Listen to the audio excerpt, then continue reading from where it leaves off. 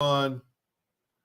Welcome to Coach's Corner, everyone. Thank you for watching and listening to the show. I'm your host, Coach Tripp.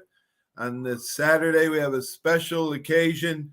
The great Washington Redskin quarterback, Billy Kilmer. Billy, thanks so much for joining the show. Thank you, Paul. I'm glad to do it.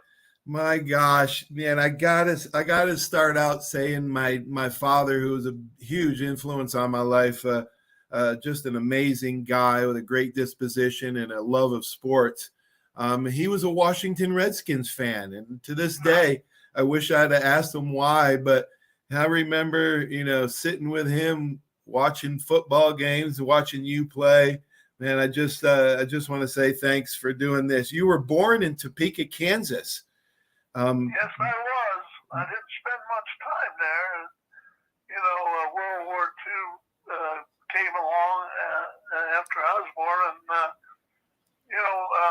my dad was doing contract work around the Topeka area and Missouri. He was building roads. My grandfather business, and my grandfather sold out and moved to California, and we went out there for a vacation in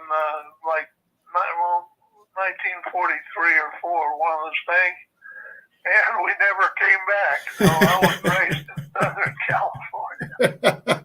Yes, you were raised in California. Talk about did you have any siblings? Talk about your mom and dad growing up. Yeah, well, I have a sister who's 2.5 years younger. My dad moved, like I said, mom and dad moved out there to California by my grandfather. And my dad got in the dry cleaning business in a little town called Azusa, California. And that's where I ended up being in the Azusa, Glendora area in Southern California, which is LA County. And, I went to high school there, and in fact, my old high school's not even there anymore. It's now all in the junior college out there, Citrus.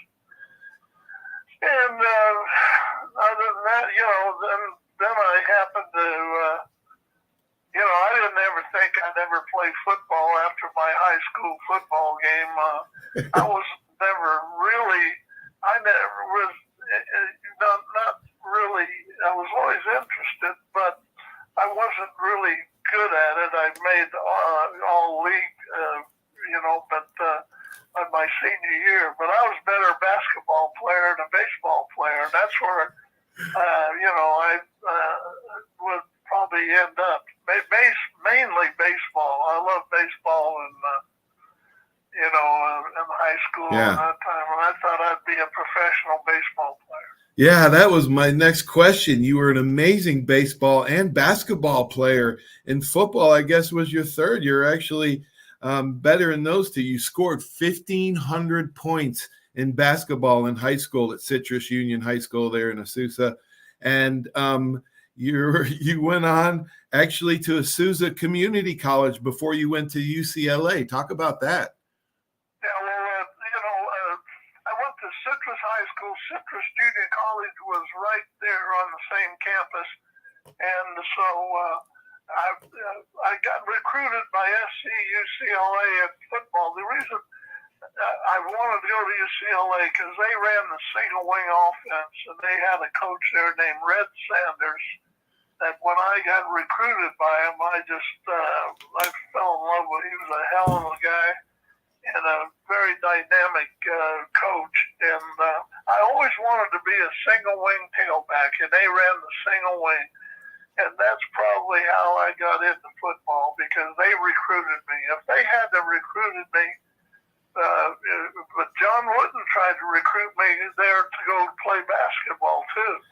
But I was mainly, if I was going to go to college, if I was going to play football. I guess the biggest thing I'm going to lead into is out of high school, I was a good baseball player. And after my senior year, I got offered $50,000 to play with the Pittsburgh Pirates. And that was the first scout that came in to talk to my mom and dad. I was only 17 years old then, and needed their approval. And I had 3 other scouts that wanted to talk to us. And the scout came in and offered us all this money and everything, and he left. And then my mother put her foot down and said, "I'm not going to approve anything. He's going to college," told my dad. And he's going to finish college. He can always play baseball or sign a contract after his college is over. And when she said that, and my dad probably, he's a businessman. He saw that money right there. He was hard for him to swallow that, So anyway, I told him I had just got recruited by UCLA, and I said, "Well, look, I'll tell you this. I'm gonna try. I'm gonna go take the UCLA scholarship to play for UCLA, and that's how I got into football. If it wasn't for my mother, I probably would have been a baseball player. Who knows? I'd probably be pressing pants in Azusa now." Oh, Billy, that's a great story, man. Mama knows best, doesn't she? Oh my gosh, my mother used to say, "Not everybody's college material," because I wasn't the smartest of the 4 boys in our family. Well, I wasn't either. I don't know how I got through school, but I did. All right. Didn't you play in 1959 and 1960? Didn't you play 1 year of basketball for John Wooden? Yeah, that was another story. I was playing intramural basketball at UCLA. I was playing for my fraternity between my sophomore and junior years, and we were in the finals of the little tournament that we had between all the fraternity houses, and I was at the UCLA gym, and I didn't know Coach Wood had come in and was watching the game. And I scored 42 points, and we won the game. And so one day, about a week later, I'm down in the coach's office, down in the football coach's office, but the coach's office with also the basketball coach was in the same office, but it was a Quatson Hunt along. And I was in the office, and I heard a little voice calling me. I looked down the big aisle, and it was Coach Wood. He said, "Billy, come here, I want to talk to you." So I went down to his office, and that's when he said, "Would you like to come out after my junior year, going in my senior year, and play basketball?" And I said, "Sure. It'll keep me in shape." And I said, "Yeah, that'd be great." So that's how I played 1 year for him. Oh my gosh. Was it a title year? No, it wasn't a memorable year. It might have been one of his worst years. I think he was like 14-12, our team at that time. Yeah. And that was before Gail Goodrich and some of those guys had just come in. I think I was a senior when Goodrich was a freshman, Yeah, the 2 greatest college basketball coaches of all time, John Wooden and Mike Krzyzewski, they did not start out the world ablaze. They had losing records for a few years, and their administration stuck with them, and they ended up being the greatest of all time. That just shows you perseverance there. Well, Wooden never had a losing season, but that was as close as he'd ever come. At UCLA, because he had winning teams all up there. We were like 14-12, and so that was as close as he came to having a losing season.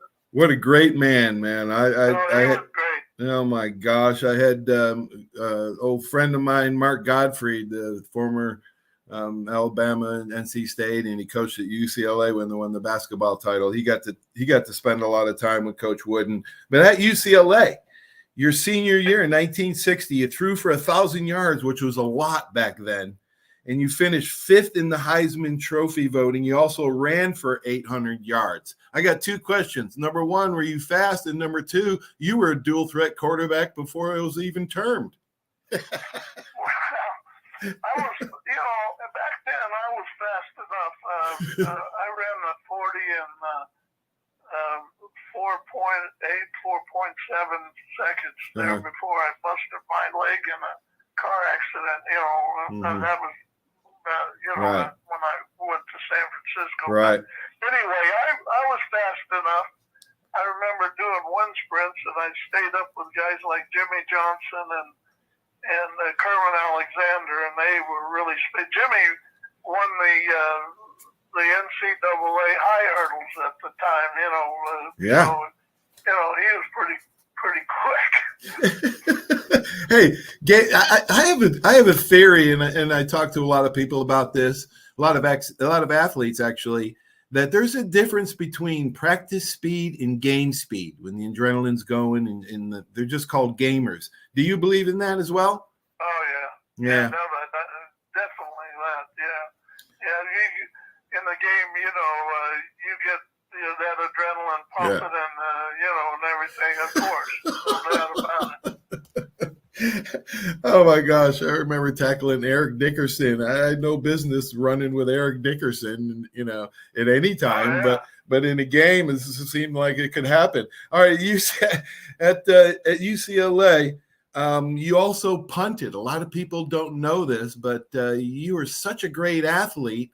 You also punted for him for a while. Yeah, well, I led the Pacific Coast in those days. I guess, I don't know if it's a pack 6 or 7. Yeah. When I started at UCLA, they were on probation for NCAA violations. Mm-hmm. And then I think on my junior year, or maybe my senior year, they formed the Pac 6 at that time, which just included Washington, Stanford, Cal, UCLA, SC.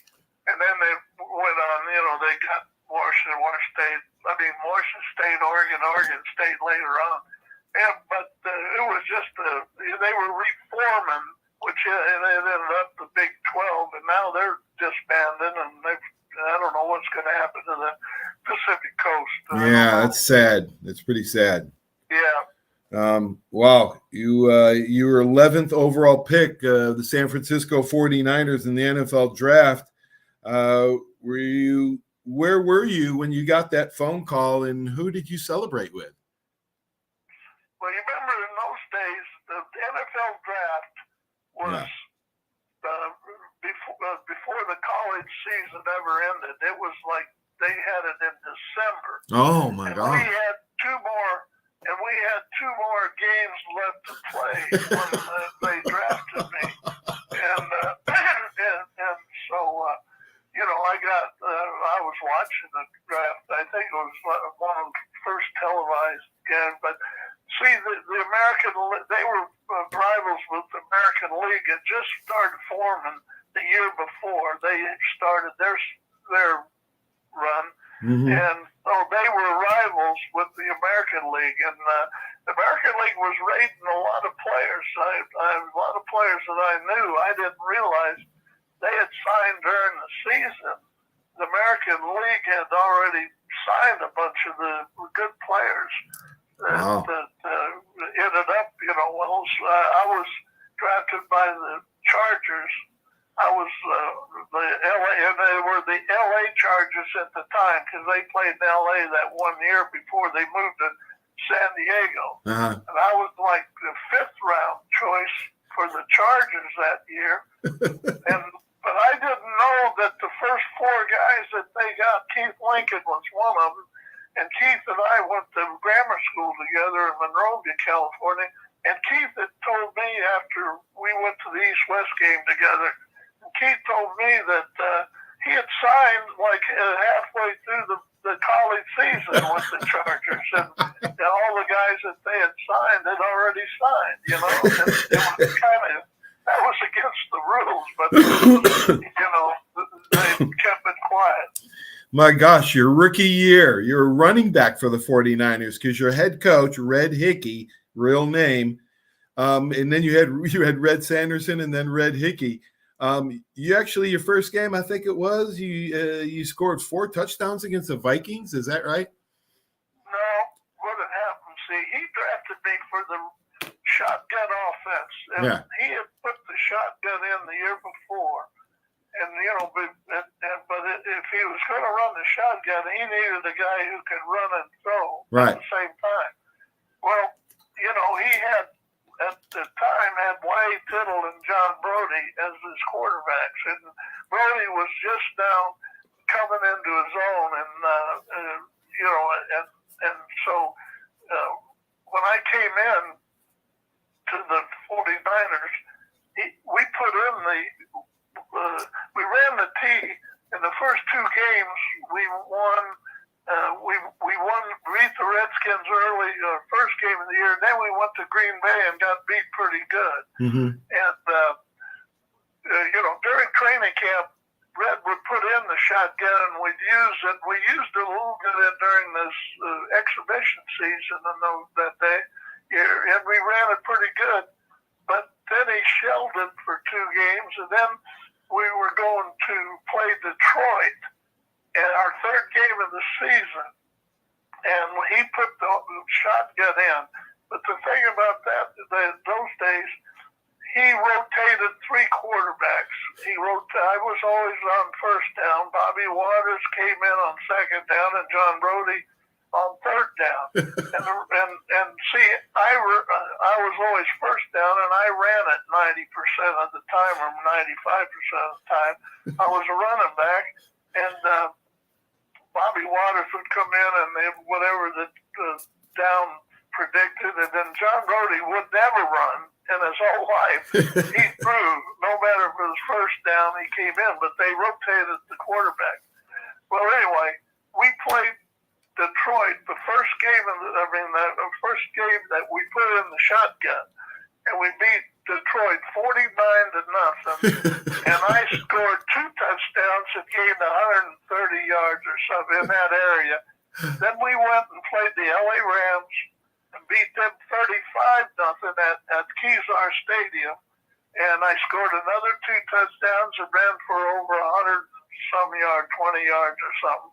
And then we went to Minnesota, and we played the Vikings up there. This was the 3rd game that we had the shotgun, and that's where I scored the 4 touchdowns and gained another 120, 30 yards. And so in 3 games, and we stayed in Milwaukee to work out those days for a week before we played the Chicago Bears the next week. And so Sports Illustrated came out and was doing a big layout. This supposedly is going to be the offense of the 60s, right? Yeah. And so they did all pictures to me and Brody and Bobby Waters and all that. And so we went down to play the Bears the next week, and they beat us 31-0. And they put a plug in the shotgun, and all of a sudden, I never saw that article. Never came out in Sports Illustrated. The next week, we went over and played Pittsburgh, and they beat us. We still ran the shotgun, but they beat us. Then we went back to play the Detroit Lions in Kezar, and they tied us. It was something like 14-14 or 17-17. I forgot the score. But anyway, they tied us. And the next week, the Bears were coming in town, and that's when Red shelled the shotgun, and I never saw it again. They figured it out kind of quick after a couple of weeks. Oh, my gosh. You got a brilliant memory, Billy. Y.A. Tittle. Do you remember anything, or did you spend much time with Y.A. Tittle? Oh, yeah. Well, the little time that I was there, I came in training camp after I was in the All-Star game in those days in Chicago. When we came in, I was a week. I was a couple of weeks. They had already been in camp a couple of weeks when I came in after that. And so I was there with Y.A. Tittle and for 4 or 5 days.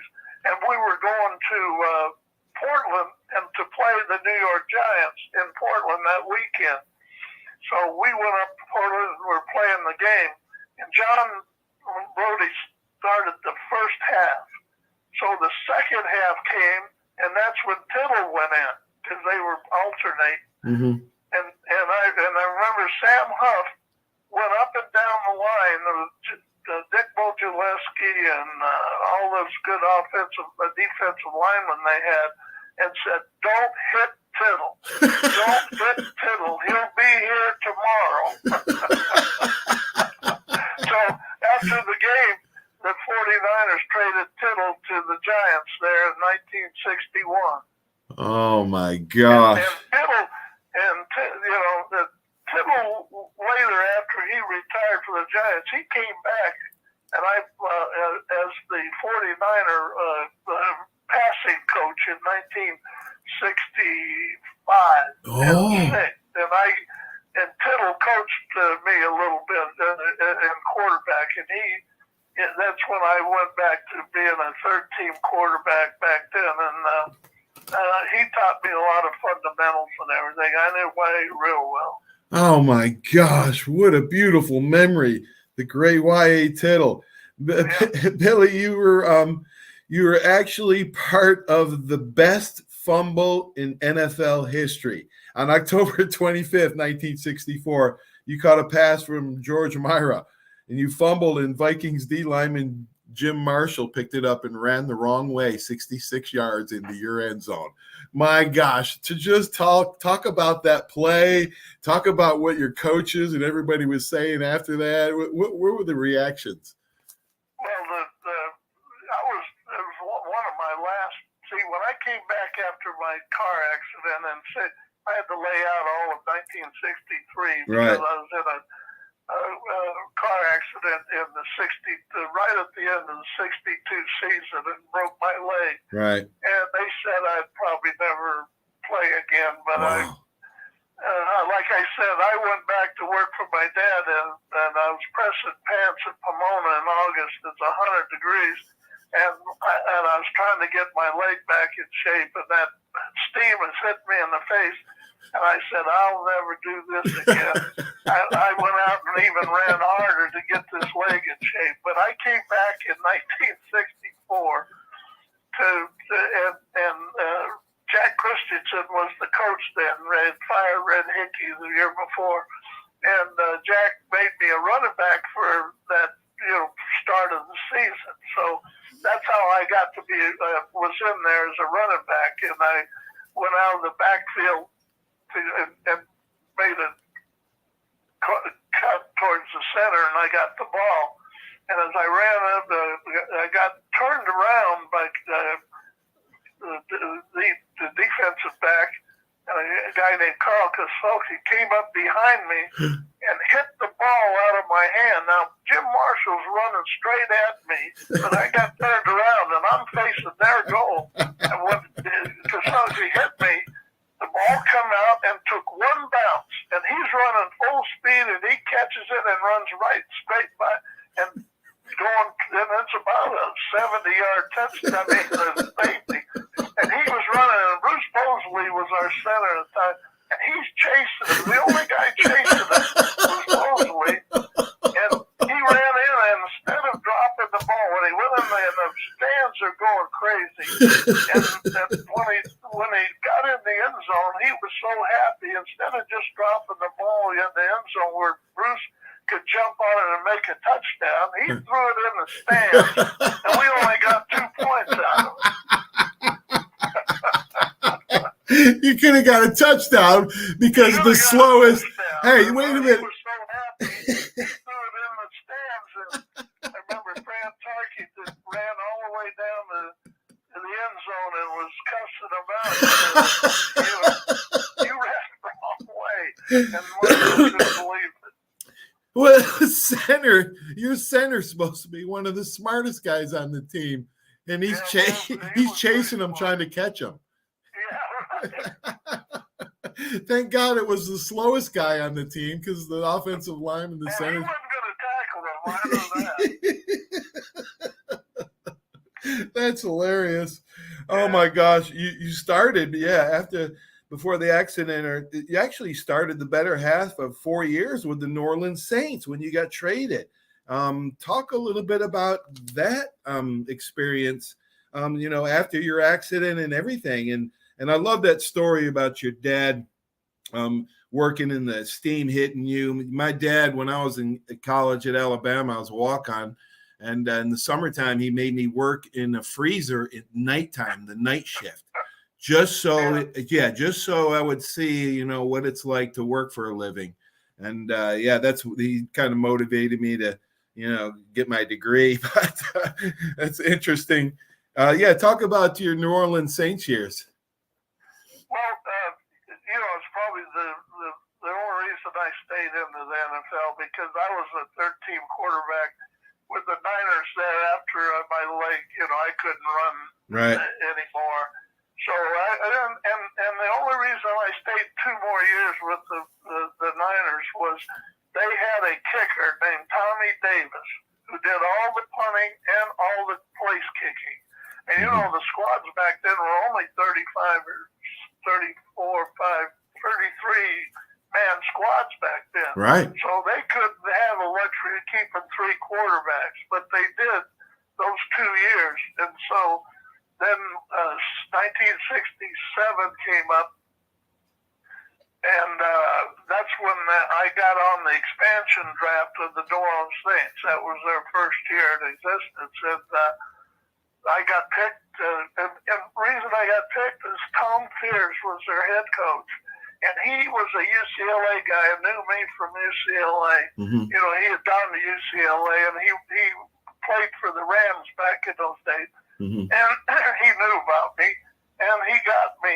And when I went there, I was the third team. I was their third quarterback on their list. When I got to training camp, they had just traded for Gary Quazzo from the Baltimore Colts and gave up a number 1 for him, which was Bubba Smith for Baltimore.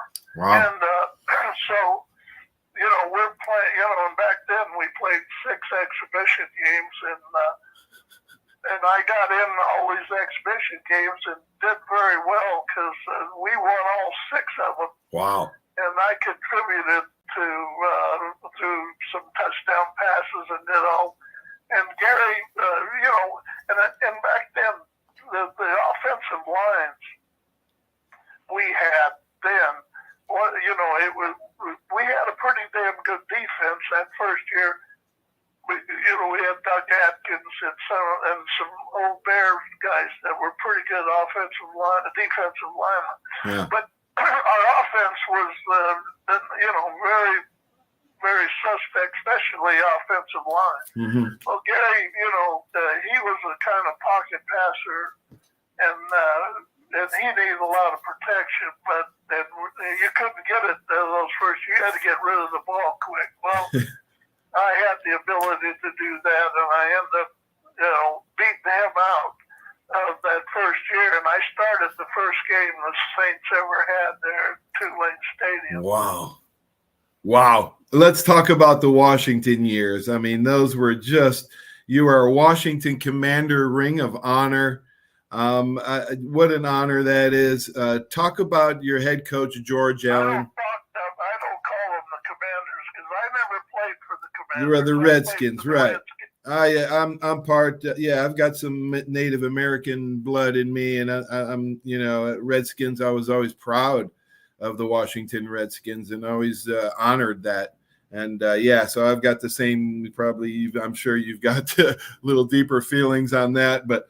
You're the Ring of Honor. Talk about your head coach George Allen and some of your teammates, like Hall of Famer Sonny Jurgensen. Talk about those years. Well, they were great years. I mean, you know, for me, because when I got traded to the Redskins, I knew that I could play in NFL, and I knew there were certain places that needed a quarterback. And when they traded me to the Redskins, all I thought about is I'm going to be behind Sonny Jurgensen. And he was young enough that he was going to play 3 or 4 or 5 more years. And so I said, well, I'll get parked in behind him, and I won't get a chance to play. Right. So I happened to be in Miami for the Super Bowl that year, and that's when I got traded from the Saints to the Redskins, and I got a call from George Allen, and said, why don't you come on up? I want to talk to you and everything. And in the conversation, I said, well, Coach, I appreciate you. You guys trading for me, but I got a chance to. I'm 32 years old now, or I will be, and I said I got a few more years, and I'd like to be a starting quarterback somewhere. Yeah. I knew there was a couple other teams that needed them. I heard Denver tried to trade for me, and I think Detroit at the time, and there was a couple other places that needed quarterbacks, and the Saints traded me behind Jurgensen, and I was mad about that. So anyway, at the time, I didn't realize that George Allen had kind of always wanted me on his team. I had no idea. Uh-huh. So I said, Coach, and he's like, he wouldn't really listen to me. He said, well, no, you come on up here. I want to talk to you. So I said, okay. And I said, but I can't come right now. I got to wait 2 more days. And he said, well, why? I said, well, I'm down here after the Super Bowl. I was down there with a good friend of mine that was running a horse at Hialeah in the stakes race. I got to see this. All of a sudden there was a silence. Who did I get this guy going to go to a horse race and he doesn't want to come up here? So anyway, he said, okay, you come up Thursday morning. It was on a Wednesday anyway. So I did. I flew up Thursday, and it so happened when I walked in the Redskin office, it was the day of the draft, and he had made a big trade. He had made a big trade with the Rams and brought in Darren Talbert and Jack Pardee and a whole bunch of Rams that played defense for him, and later on Richie Pettibone, and all the Rams he could get. He made he traded 5 players, and I don't know what the Rams got. Wow. But anyway, probably draft choice or something. And he was going on, see, we're gonna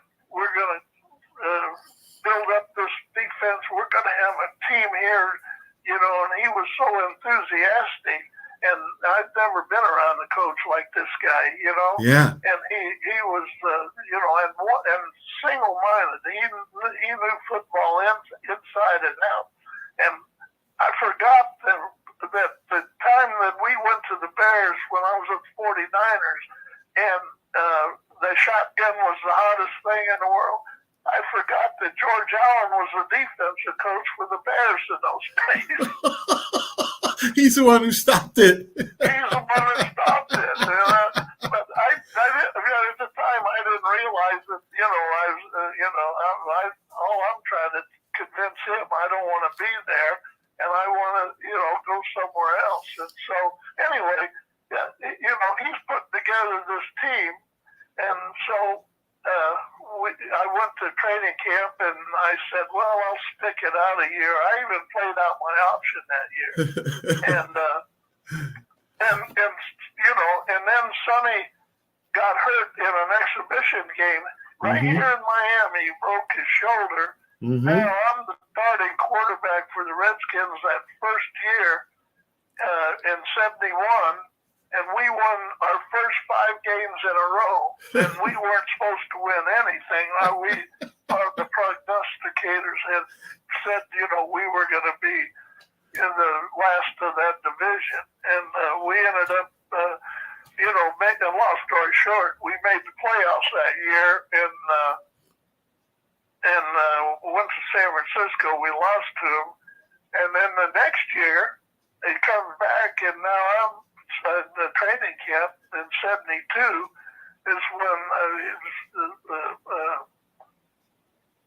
George made me the starting quarterback going into camp, Yeah. But Sonny comes off his shoulder injury, and he's fine. So we're going back and forth, being right. I start the first 2 games in 72, and then I lose the third game. I threw 3 touchdown passes against New England, and we lose because the field goal kicker misses a field goal there at the last, and I get benched for Sonny. Now Sonny comes in and wins the next 2 or 3 games, and we're playing in New York, and in the first quarter, Sonny goes back to pass, and he throws one. And then the next thing, I'm watching the pass wherever it went, and then I look out, and Sonny's limping off the field. And he had snapped his Achilles that game, and he's out. Now Now I go back in, I got the job. And that's the year that we went to the Super Bowl in 1972. Oh, my gosh. It's kind of weird how that all Yes. you know. Oh my gosh, what a great story. What a great story. You always have to be ready. Oh my gosh. People don't realize, Billy, that a lot of people get their chance when the guy ahead of them gets injured and then he plays so well you can't get back in. Matter of fact, my first game in the NFL, that's exactly what happened to me. The guy ahead of me got sick and I went in and had, NFC Player of the Week type of game. Yeah, I mean that's how it happens. But and when you guys weren't expected to win and you won those first 5 games, in football, that's one of the most satisfying things as a player or a coach is when you win when you're not supposed to. Yeah, we electrified Washington D.C. They hadn't won there in 30-some years. And I remember our first 3 games were on the road, and we beat St. Louis, and then that was, we weren't favored in the game. And then we're playing the Giants up in New York because all our first 3 games were away, and we crushed the Giants up there. I threw for 300 yards. Then the next week, we got to play Dallas, in the Cotton Bowl they played in those days. And we beat Dallas in Dallas. And when we came home, there must have been 5,000 people at Dulles Airport that came to meet the plane. It was unbelievable. And they had the Dulles Access Road was jammed. Nobody could get up to Dulles. They had so many cars come out there. Oh my gosh, Pro Bowl led the NFL in passing in 1972. A Pro Bowler, Super Bowl team that went and played the undefeated Miami Dolphins, and Coach Shula and all those guys. That was what an accomplishment. I played with Mike Shula. He's a good friend of mine at Alabama and Tampa Bay. Well, he was just a kid then. Yep. He was like a ball boy. Yep. 72. Absolutely. 73 Super Bowl. Yeah, absolutely. Great guy too, man. Just a peach of a guy. Billy, you were one of the last quarterbacks to wear that single bar face mask. I know Theismann wore it and a couple other ones, but how many times how many teeth did you get knocked out? How many times you get your nose broke, and did you ever get poked in the eye? I never got poked in the eye. I got my nose bloodied a few times, and I got my lip busted up. I never got, it's funny, I never got some teeth busted. I kept those, but I had a lot of caps on my teeth anyway. All right, Billy, toughest teammate you ever had? The toughest teammate? Yeah. Man, they were all tough. In the NFL. Back in Dillon. The one guy who really comes into mind was Doug Atkins. Doug Atkins was a defensive end. A lot of people know. He came from the Bears, and I played with him the 3 years with the New Orleans Saints. And this guy was probably the strongest man I ever saw. I've seen him. You got to get him riled up, but I've seen him pick up tackles by the elbows and lift them off the ground and run them right back in the quarterback. Wow. He got upset, boy. He was the strongest guys I ever knew. Who's the smartest teammate that you've ever had? Smartest teammate I ever had? Well, it'd probably have to be offensive linemen because they were all smart guys. Yes, they are. Yes, you have to be smart. They're probably Lenny Haas.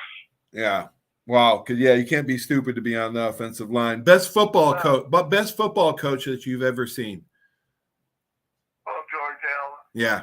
Yep. George Allen. George Allen's the best I ever had. Yeah. Wow. Well, man, what a joy. And he's in the Hall of Fame, Yeah. You were on the yes. You're right. You were on the Saints when Tom Dempsey kicked that record 63-yard field goal. Talk a little bit about. Set it up. Talk about that game. Well, we played the Detroit Lions in that game, and we were leading most of the game, and they made I think Greg Landry came in and made a last-second touchdown, and they were hit by 2 points or something, whatever it was, or 1 point, so they kicked into the end zone, and I'm on the 20-yard line, and I tell my receiver, wasn't a Bramowitz, it was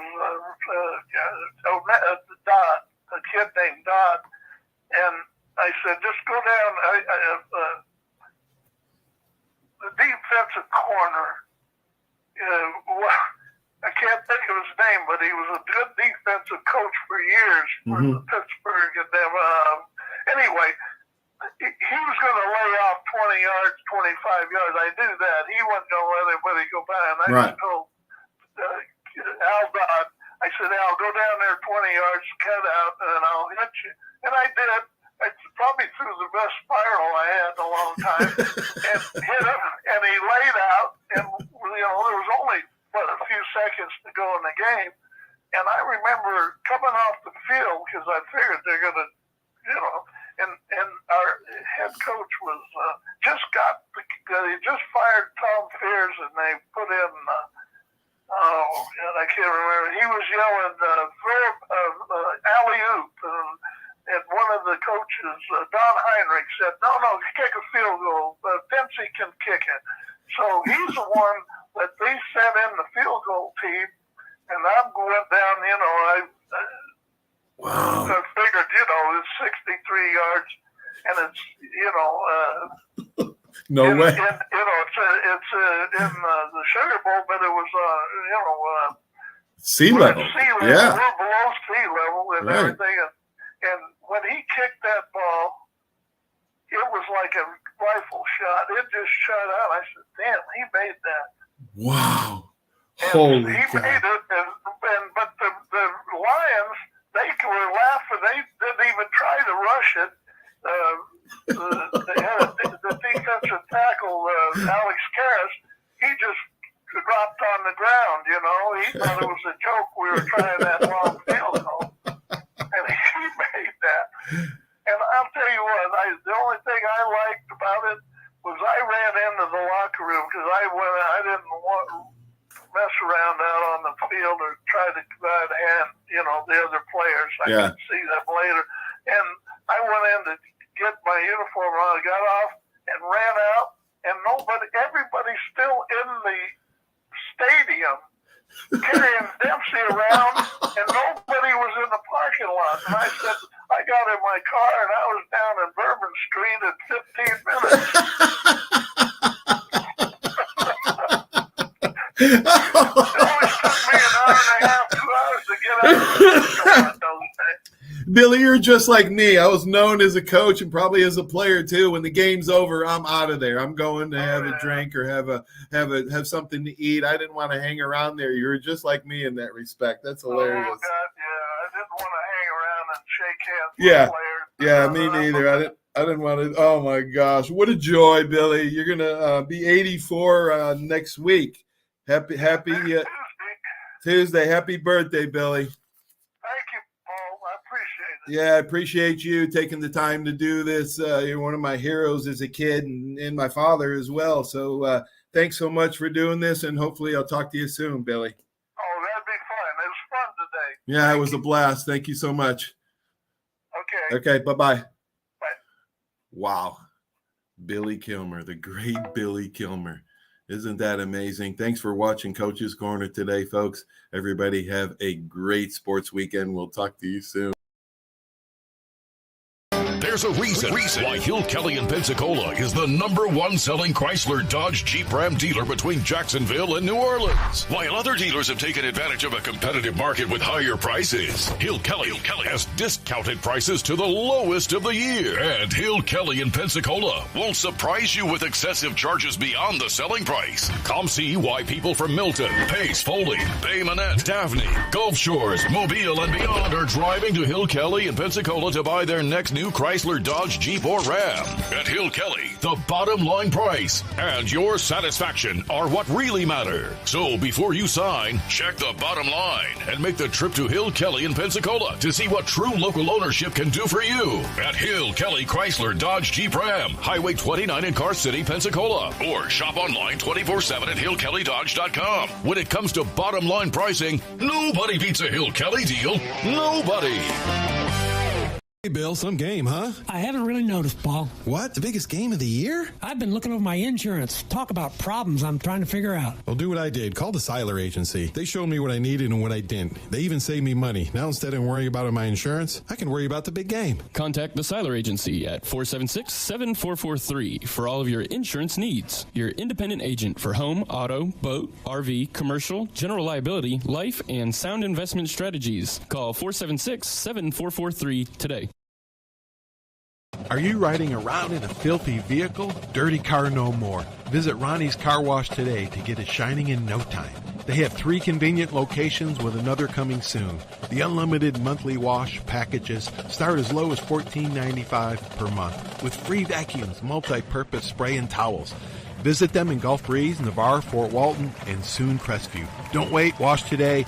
Be sure to see Ronnie's Car Wash on Facebook to see the latest specials and discounts. You'll be riding and shining in no time. Step One works so hard to get you in the perfect car. Looking for a better car buying experience? With a Step One Advantage from Buick GMC, Fort Walton Beach, and Pensacola, receive no-hassle market-based pricing or incentives by pre-ordering. Looking to sell or trade? Our dedicated team will even come to you. Plus, every vehicle sold at Step One supports local charities right in your neighborhood. Experience the Step One Advantage at Buick GMC, Fort Walton Beach, and Pensacola today. 75 years of service and high-tech today. It's Pensacola Glass Company at 433-8348. High-tech is a term often applied to advanced services and products in today's marketplace. And today, glass is much more than a simple painted brittle, see-through stuff we hit baseballs through when we were kids. Glass is now a product with unique flexibility in both performance and application. And Pensacola Glass Company is growing right along. That's Pensacola Glass Company at 433-8348. Did you know there's a place where you can get good neighbor service and surprisingly great rates on your home and auto insurance? Yep, and that place is, ta-da, State Farm. Here's the deal. State Farm agent Will Rentschler is your go-to agent in Pensacola, Florida for the service you deserve at the price that you want. So stop shopping around. State Farm agent Will Rentschler has you covered. Call 850-433-4678 for your surprisingly great rates today. Like a good neighbor, State Farm is there. Legal disclaimer, individual premiums will vary by customer. All applicants subject to State Farm underwriting requirements.